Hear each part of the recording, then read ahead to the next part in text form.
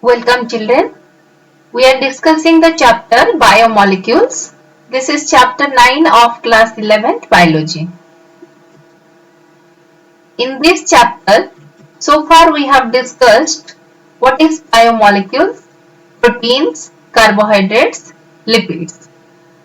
Today in this session, we'll discuss the most important biomolecule of the living system, that is nucleic acid, metabolic basis for living, dynamic state of body constituents, that is the concept of metabolism. So let us start our discussion.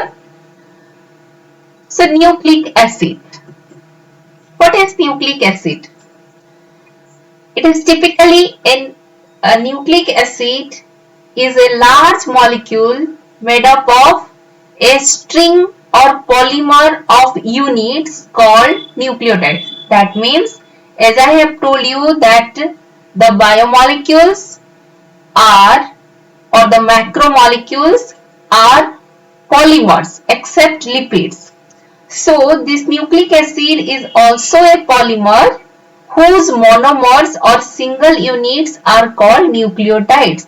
So the nucleic acid can also be called as polynucleotide chain. Okay?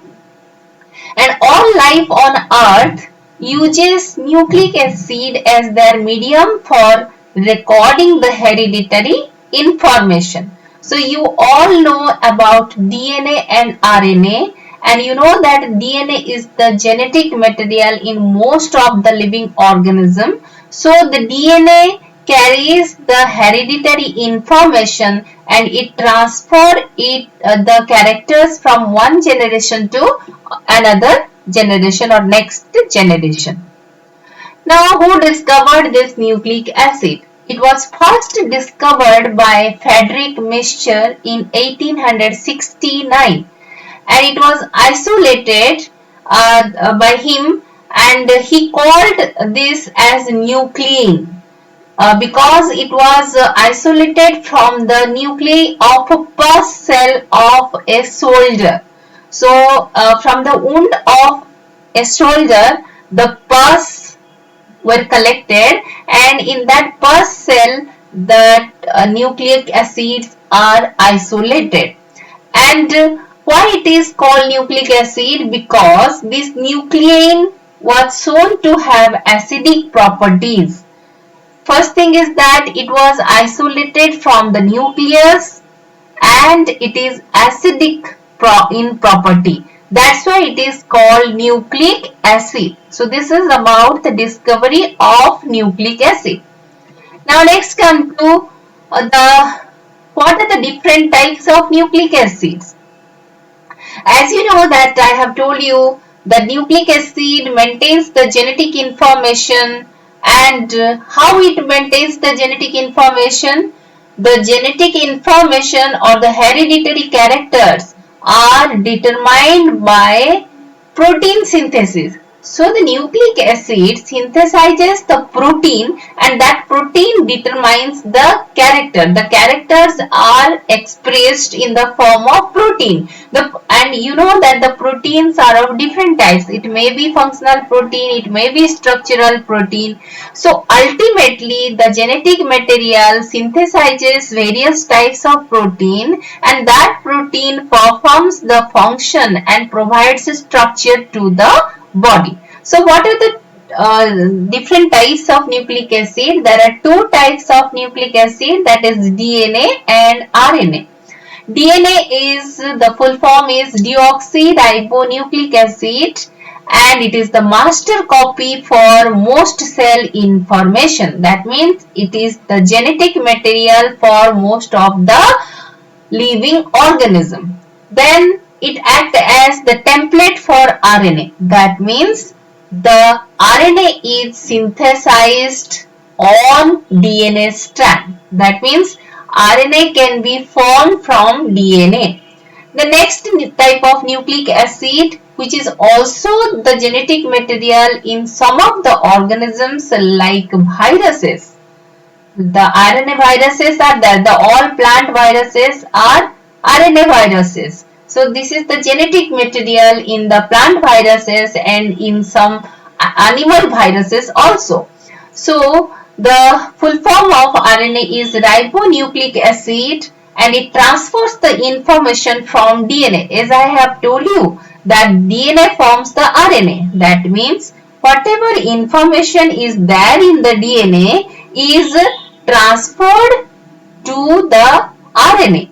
Then RNA forms the protein. So that's why it acts as a template for proteins. Okay. Now, I have told you that the nucleic acids are the polynucleotide chain, or they are the polymers of nucleotide. That means the monomer of nucleic acid are nucleotide. So let me first show you the structure of nucleotide, the monomer. Then I will tell you how the nucleotides are joined by phosphodiester linkage to form polynucleotide chain. So this is the structure of a nucleotide, and a nucleotide consists of three things. Okay, so that is the 5 carbon sugar, a pentose sugar. Remember children, this composition is very important. So it is 5 carbon sugar, a pentose sugar, and this pentose sugar in RNA, very important children, in RNA this pentose sugar or 5 carbon sugar is ribose sugar. But in case of DNA, this sugar is also a 5 carbon sugar, but it is deoxyribose sugar. Very important. Here it is highlighted in different color. I have shown you. In RNA, the 5 carbon sugar, pentose sugar is ribose sugar, and in DNA it is deoxyribose sugar. And I will tell you what is the difference between ribose sugar and deoxyribose sugar later on. So here you can see that it is a 5 carbon sugar. How? Let me tell you. So this here the first carbon atom is present, then second, third, fourth, then fifth carbon atom is present. So here 5 carbon atoms are present, and it is a ribose sugar. Okay, or deoxyribose sugar. Now what is the other component? The other most important component is the nitrogenous base. So the base that contains the nitrogen group. Okay, amino group is there. Okay, so a nitrogenous base which is attached to the first carbon atom of the ribose sugar or the deoxyribose sugar by, very important children, N-glycosidic bond. Remember what is the name of the bond? N-glycosidic bond.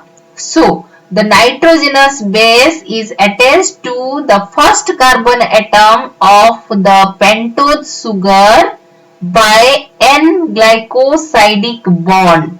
Okay, repeatedly I am emphasizing the name of the bond. The next, to the fifth carbon atom of the pentose sugar. Okay, so to this fifth carbon atom the phosphate group is attached. Okay, so here the phosphate group is attached by an ester bond. So this is an ester bond. Very important children. So to the fifth position or fifth carbon atom of the sugar, the phosphate group is attached. So children, here what is important? The important is that the important points are the presence of ribose sugar in RNA, deoxyribose sugar in DNA. Then the nitrogenous base is attached to the first carbon atom by N-glycosidic bond. Then to the fifth carbon atom phosphate group is attached by ester bond. Okay. So this is the structure of a single nucleotide. Now these nitrogenous bases are of different types. Okay. They are purine and pyrimidine. Okay. And the purine are same in case of RNA and DNA. So here you can see purine are same. It is written as A and G. I will tell you what is A and G. Purine are A and G, same in both RNA and DNA, but pyrimidines are bit different. The pyrimidines are T and C in DNA, but in RNA they are C and U. Instead of T, C, U is there. Okay. Now, here one most important thing I will tell you, that what I have told you, the nucleotide composed of a pentose sugar, then nitrogenous base and a phosphate group. Okay, so a base, sugar and phosphate together constitute nucleotide. And if the phosphate group is removed, then what is left? The base and sugar. The composition are the base and sugar are left. The combination. Okay. Now this structure, that is only the pentose sugar and the nitrogenous base without phosphate group, are called nucleoside. So see the difference. This is nucleoside and this is nucleotide. Okay. So nucleotide composed of three things, whereas nucleoside composed of only base and sugar. Now I have told you that the nitrogenous bases are of two types. Let me tell you what are the two types of nitrogenous bases along with their structure. So these structures are also given in your textbook, NCERT textbook. So go through this structure. So the nitrogenous bases are of two types, that is purines and pyrimidines. The purines are the basic difference between purine and pyrimidine are that the purines are double ringed structure. So here you can see it has two rings. One is with 6 carbon atom and other one is 5 carbon atom. Okay, and here you can see maximum that is nitrogen is there, so it is called nitrogenous base. Then here this is the structure of guanine. So the purines are of two types, that is guanine and adenine. These are same in both RNA and DNA. They are present in both RNA and DNA. And adenine, here the structure of adenine, this is also a double ringed structure, and here also they are rich in nitrogenous base, that is your NH2 group is there. Then pyrimidine. Pyrimidines are the single ringed structure. Okay, hexagonal structure is there, and this is in all the three cases the hexagonal structures are there. So they are single ring structure. And what are the pyrimidines? The pyrimidines are cytosine, thymine and uracil. But in case of DNA, cytosine and thymine are present. Remember children, very important. Cytosine and thymine are present, and in case of RNA, the cytosine and uracil are present. Let me repeat. The purines are of two types, guanine and adenine, which are present in both RNA and DNA. Pyrimidines are of three types, that is cytosine, thymine and uracil, and they are all single ringed structure. In case of RNA, cytosine and uracil are present, but in case of DNA, cytosine and thymine are present. So now I will tell you how the nucleic acids are joined together to form the phosphodiester bond. So remember children, repeatedly I am telling you the type of linkage present between the monomers of different macromolecules are very important, and this formation of phosphodiester bond, the nucleotide, nucleoside, nitrogenous bases, they are also very important for class 12th topics. Okay, so let me start explaining. So here you can see that this is one nucleotide, and here you can see this is a ribose sugar. Okay, so this is ribose sugar, pentose sugar, 5 carbon atoms are there. First, second, third, fourth, then fifth carbon atom. Okay. To the first carbon atom, the nitrogenous base is attached, and to the fifth carbon atom, phosphate group is attached. Now this is another nucleotide. So to this nucleotide, to the first carbon atom, another nitrogenous base is attached. The nitrogenous base may be anything. So our point of discussion is formation of phosphodiester bond. Okay. So this is first carbon, second, third, fourth and fifth. To the fifth carbon atom, phosphate group is attached. Okay. Now you can see that to the third carbon atom, OH group is attached. Okay. And to the fifth carbon atom, the phosphate group is with OH group. Am I clear? So here the H and OH are highlighted with that is they are colored, and an arrow mark is shown here. Okay. So here what happens during the formation of the phosphodiester linkage, the H of the third carbon atom, the H attached to the third carbon atom and the OH attached to the phosphate group are removed as water molecule. So H, 2H and O forms water molecule, and that water molecule is removed here. You can see that in the product water molecule is there. Then what is left? O is left. So here very clearly I have shown you. So this is the phosphodiester bond. Okay, so here the O is left and that forms the ester bond. So why this is called phosphodiester bond? So here in this bond in between the two nucleotides, you can see that at the center the phosphate is there, and on either side of the phosphate ester group is there. Ester group is there or ester bond is there. So this is one ester bond.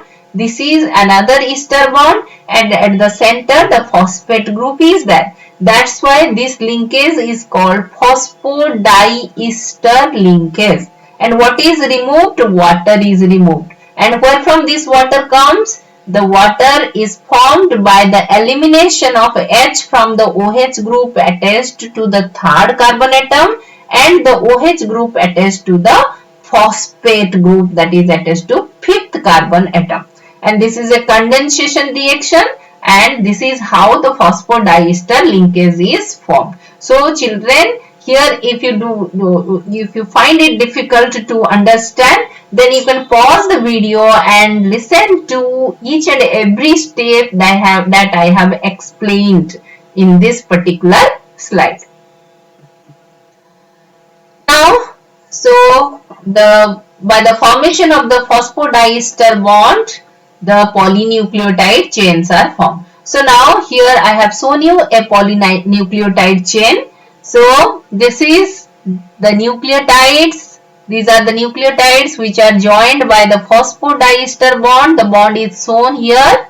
Okay. These are the phosphodiester bond, and to the first carbon atom what is attached? The bases are attached. Nitrogenous bases are attached. So here you can see thymine, adenine, cytosine, guanine. So like this different types of bases are attached to this. Now this what is this 5' end and 3' end? Okay, often children get confused. Why this 3' end? Why this 5' end? So in a polynucleotide chain, one end, there are two ends which are open. Okay, so this is a polynucleotide chain where you can see that in this particular nucleotide, the phosphate group is free. That means there is no more nucleotide attached to this. So this phosphate is attached to which carbon atom? Fifth carbon atom. So the 5' end of the carbon atom or the 5' phosphate group is free. That's why this end of the polynucleotide chain is called 5' end.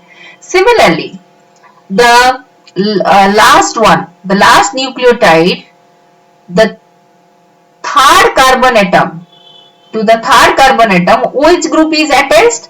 Now this OH group is free. It is not linked to any other nucleotide. So here this OH group, which is free, is attached to which carbon atom? Third carbon atom. So this is 3 dash or 3 prime OH end.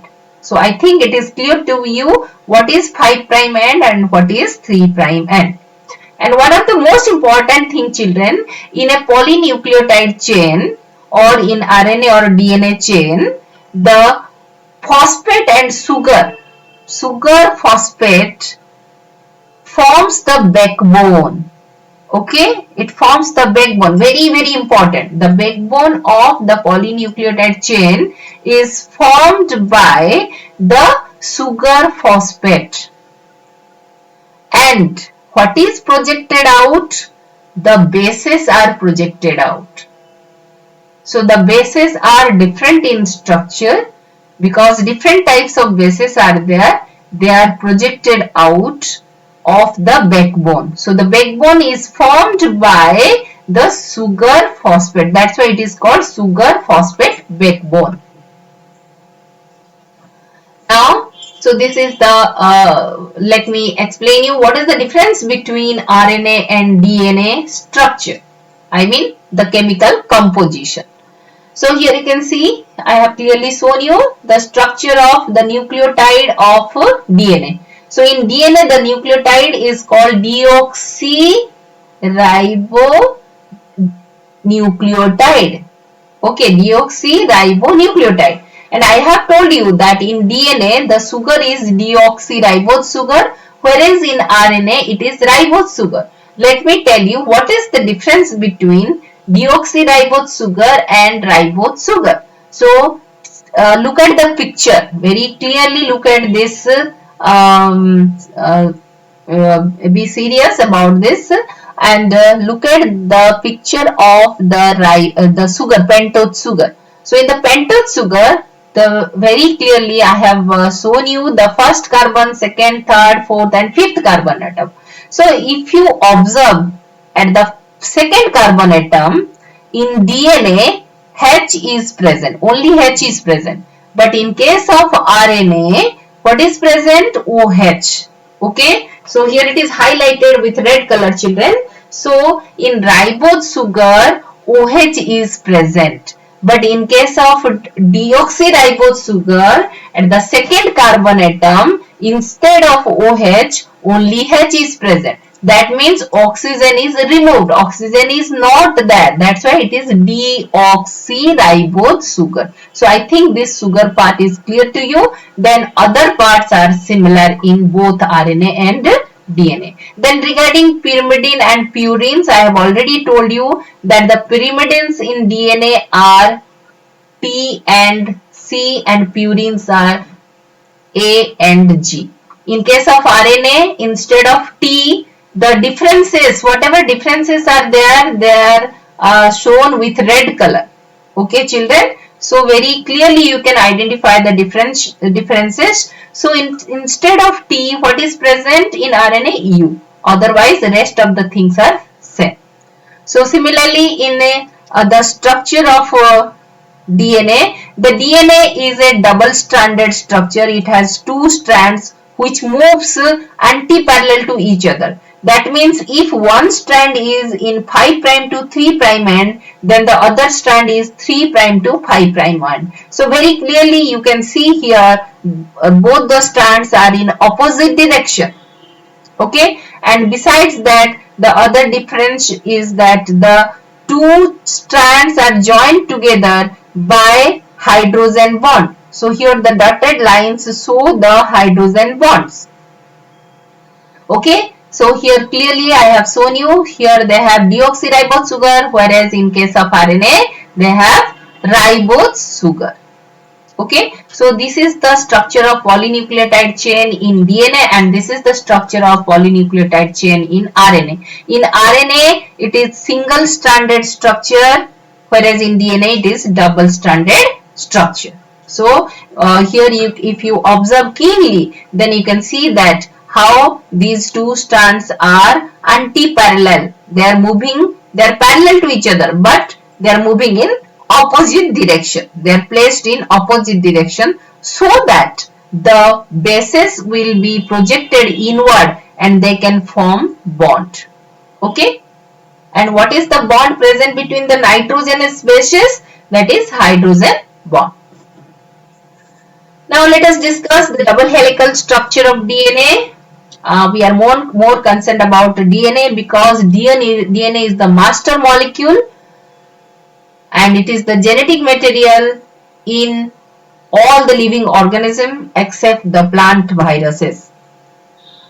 And as such, the viruses are not considered as purely living organisms. They are considered as the connecting link between living and non-living. Now let me explain the structure of double helical structure of DNA. So here you can see that the DNA forms a helix and there are different types of DNA molecules.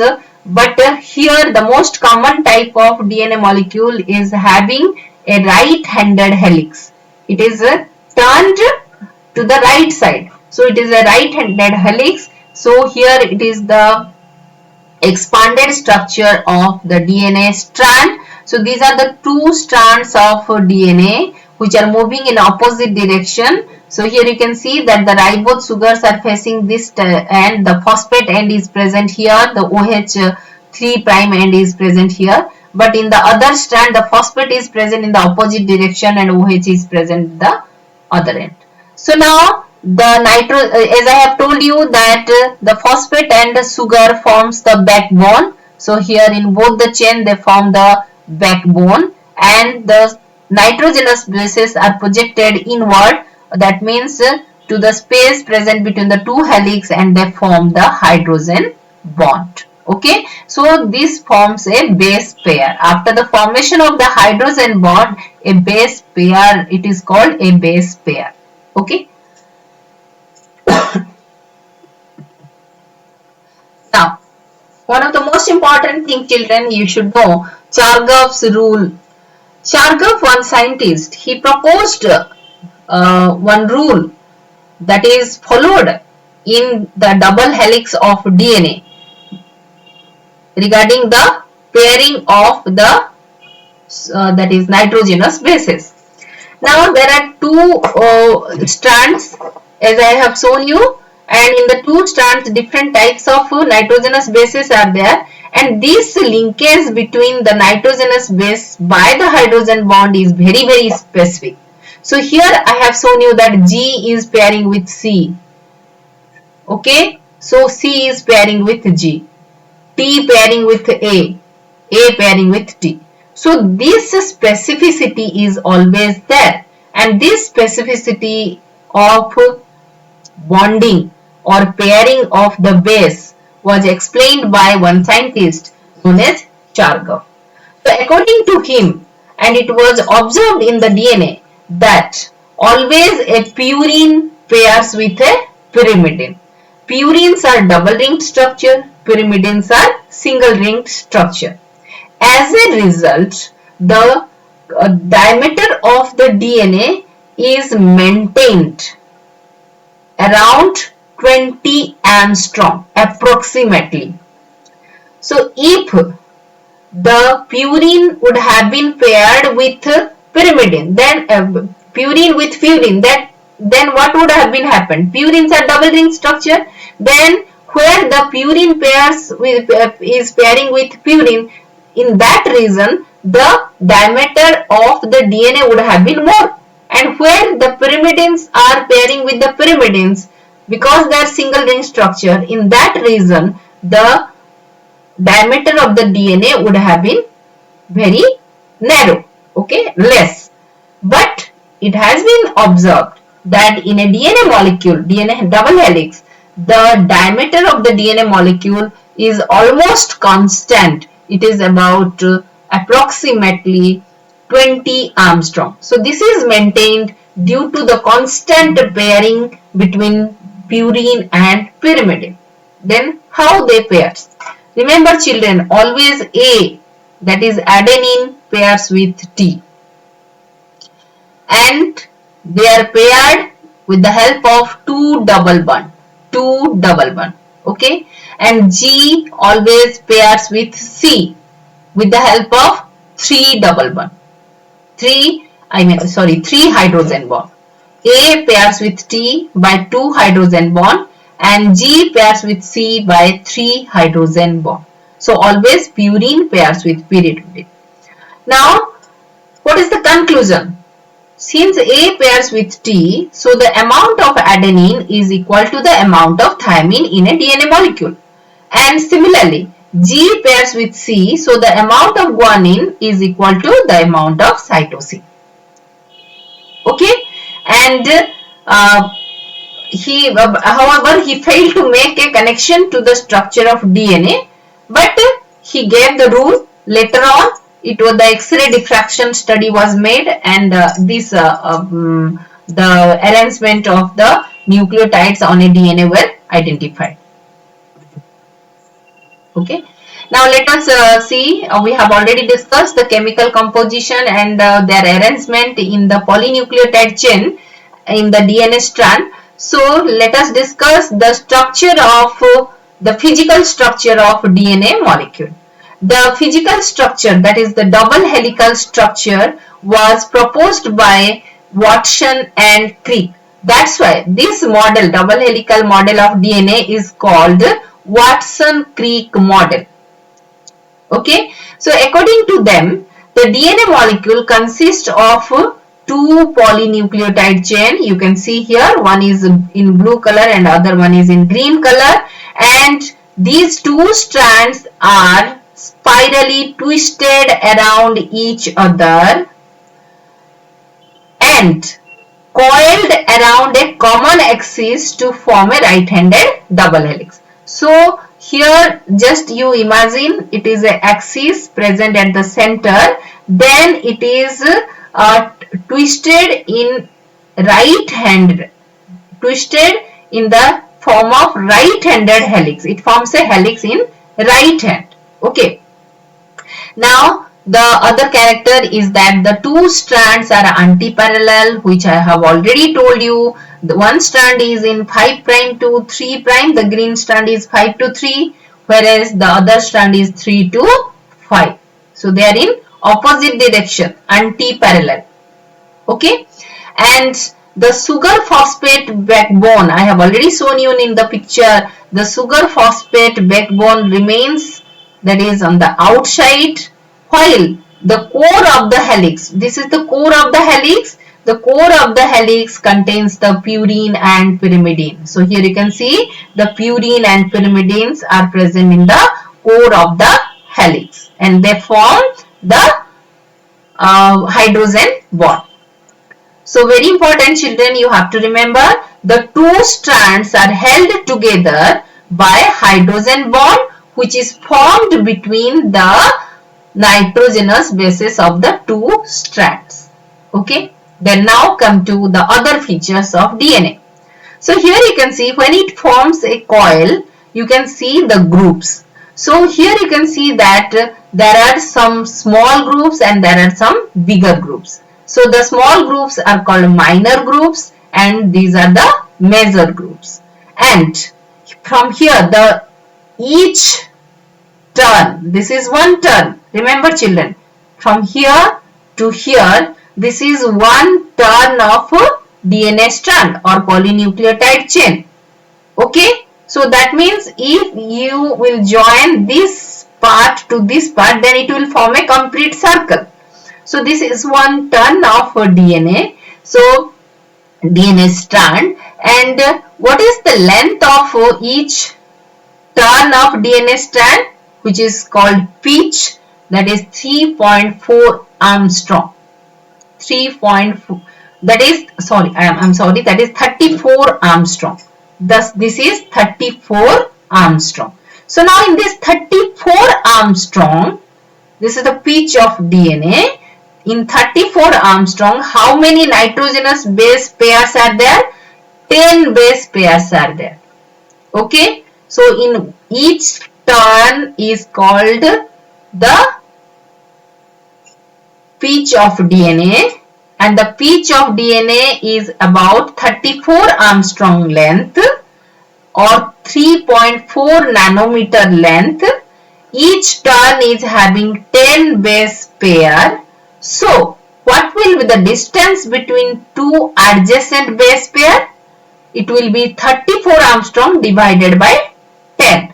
So, the distance between two adjacent base pair, here it is shown with the arrow, that is 3.4 Armstrong or 0.34 nanometer.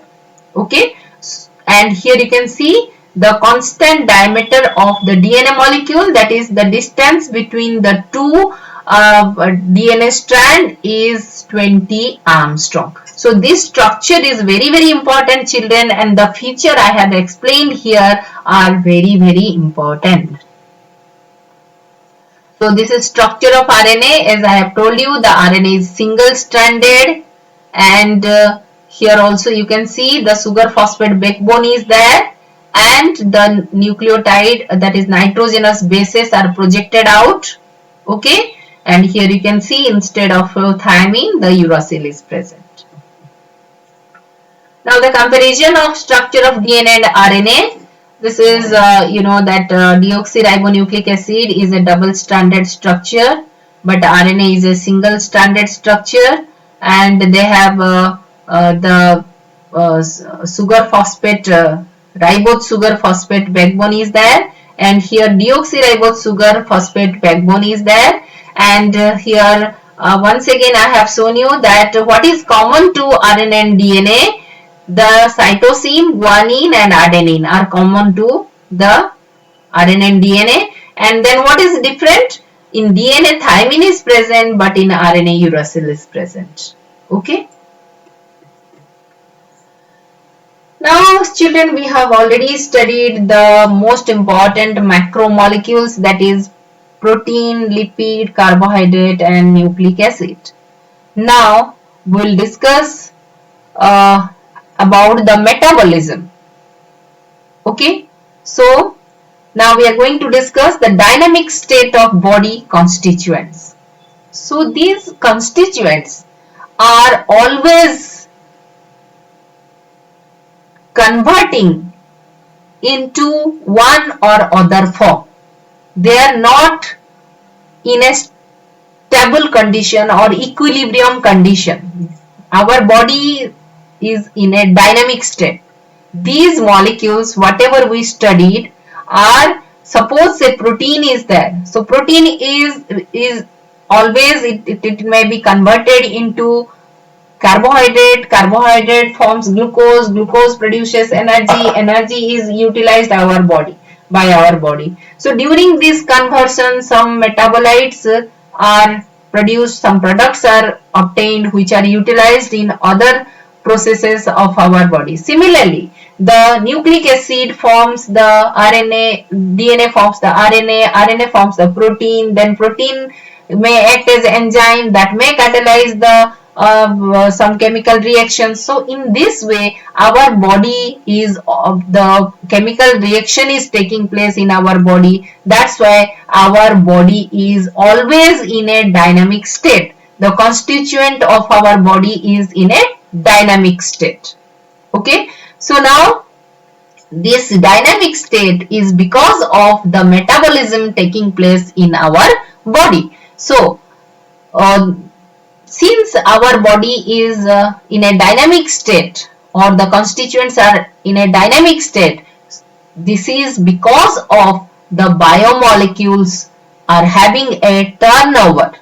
This means that they are constantly being changed into some other molecules, as I have told you, and also made from some other biomolecules. Okay, so these biomolecules which we discussed are interconvertible. Okay, they can be converted from one form to another form.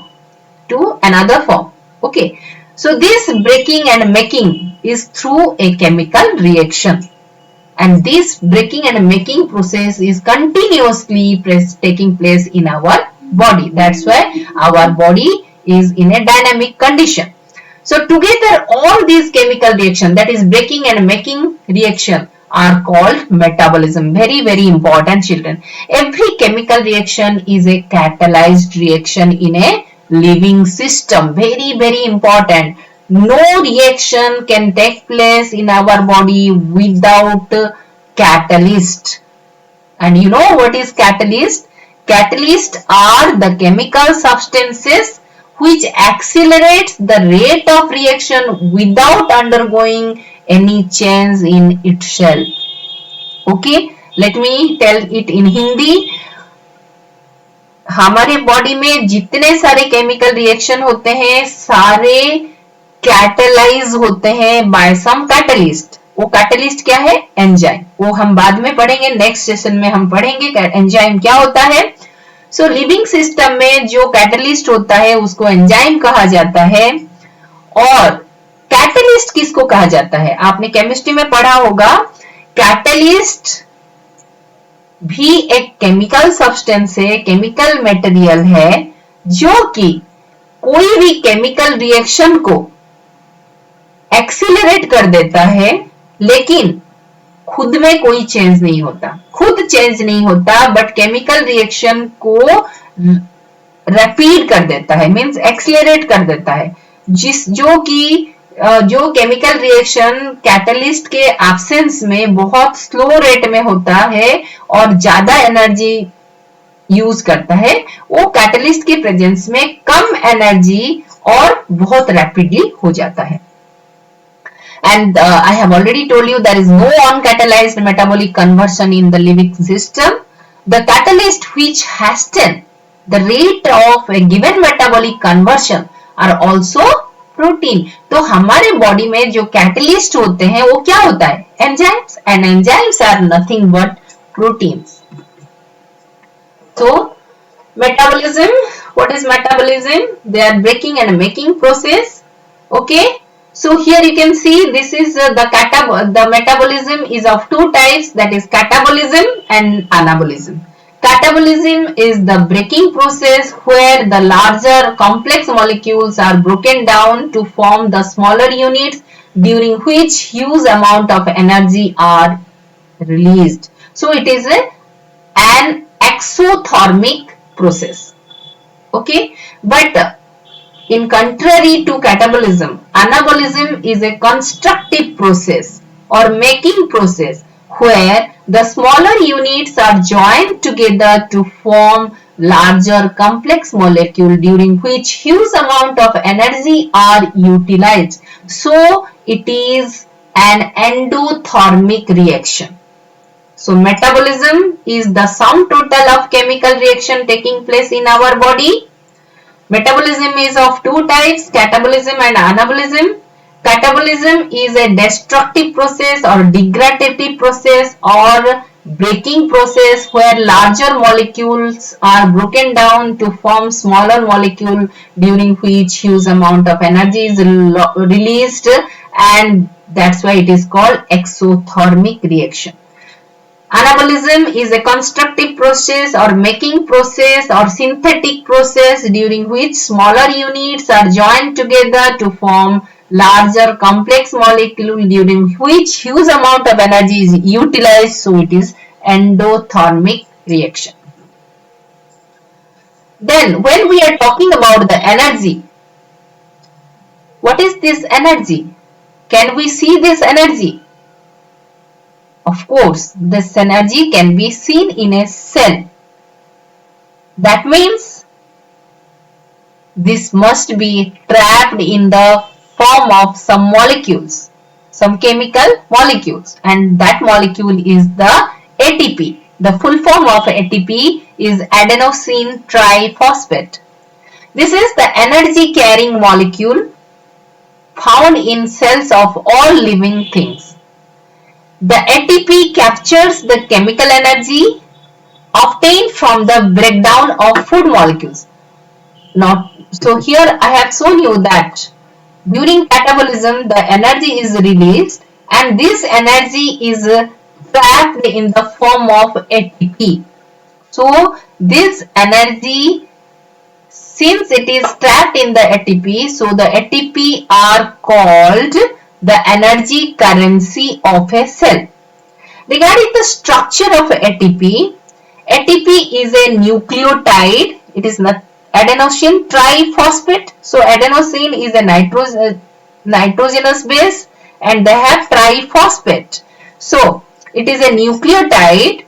What are its composition? It consists of three main structures. The three structures are nitrogenous base. What is that nitrogenous base? Adenine. And they have a sugar, that sugar is ribose sugar, and a chain of 3 phosphates. Okay, and the phosphate tail of ATP is the actual power source which the cell traps. And available energy is contained in the bond between the phosphate group. Okay, and usually only one outer that is only the outer phosphate is removed from the ATP to yield energy, and after the release of this phosphate, removal of the phosphate, the ATP is converted into ADP. So let me explain every concept with diagram. So this is the structure of ATP molecule. So here you can see, as I have told you, it has three components. One is ribose sugar, other is adenine, that is a nitrogenous base, and what else is present? The phosphate group. You know that in a nucleotide, the phosphate group is there, which is attached to the fifth carbon atom. So this is first carbon atom to which the adenine is attached, then second, third and fourth, and this one is fifth. To the fifth carbon atom, in a nucleotide, one phosphate group is attached, but to ATP, this is triphosphate. So adenosine triphosphate. So here three phosphate groups are attached. So this is the phosphate tail. Now the energy that is released in a catabolic process are trapped by these bonds which are formed between the three phosphate. ये तीन phosphate में जो bond formation होता है उसमें energy trap होता है. Now whenever energy is required, the ATP is utilized. So how do we get the energy from the ATP? Now अभी हमने पढ़ा कि एनर्जी कैसे ATP में स्टोर होता है. So it is stored by the formation of the bond. These are called phosphate bond. Okay, high energy phosphate bond. अभी आपको जब एनर्जी चाहिए, कोई प्रोसेस के लिए एनर्जी चाहिए, जैसे मैंने एनाबॉलिज्म के लिए एनर्जी यूज होता है, तो एटीपी को ब्रेक डाउन होना है, then only the energy will be released. Then which part of the ATP will be broken down? Now what will happen? This is the outermost phosphate. The outermost phosphate will be released by hydrolysis. By hydrolysis, this bond will be broken down, and when this bond will be broken down, huge amount of energy is released, and that energy is utilized for the chemical reaction. Now after the removal of this ATP, this phosphate, how many phosphate are remaining? Only two phosphate. So now this molecule becomes ADP, adenosine diphosphate. Okay, so the ATP is energy rich molecule which when removes one phosphate, then huge amount of energy is released, and that energy is utilized for a chemical process and it becomes ADP. Now this is ATP-ADP cycle. Let me explain you whatever I said you. So here you can see that this is the structure of a ATP molecule. So this is adenine, ribose and triphosphate. Three phosphate are there. But whenever our body requires energy or any chemical process require energy, then this ATP provides the energy. But how the energy will be released? Unless this bond is broken. So here what happens? The outermost phosphate is released and huge amount of energy is released for the cell. And you know that all chemical processes are taking place inside the cell. Now what are left? Here you can see what is formed. Adenosine diphosphate. So adenine is there, ribose is there, but instead of 3 phosphate, 2 phosphate are there. Okay. Now again ADP. Now how ATP are formed? So when any catabolic process is taking place, energy is released from that chemical reaction, and this energy is utilized for the formation of the phosphate bond, and this ADP again becomes ATP. So this is the ADP-ATP cycle. So children, I hope this ADP-ATP cycle is clear to you, how ATP is converted into ADP by releasing energy, and how ADP is converted into ATP by trapping the energy. Okay. And I hope children, I could make you understand all the concepts of nucleic acid and ATP, and I tried my level best as usual to clarify all your doubts and regarding the structure of nucleic acid and ATP. So please go through this video repeatedly so that your concept will be clear, children. So in our next session, we'll be discussing the living state, that is enzymes. Today also I was talking about the catalyst of the living system, that is enzyme. So we'll be discussing about the living state and the enzymes, and we will also discuss about the metabolites, primary and secondary metabolites. So I hope once again that you enjoyed my video, and thank you children for watching the video till end. If you have not yet subscribed my channel, please subscribe. You will get all the chapters of class 11th and 12th, and even 8th science also. And I have also made the videos on chemistry and biology topics of class 9th and biology of class 10th also. So children, please do like, share, and don't forget to comment my video. Okay, thank you once again for watching the video. Thanks.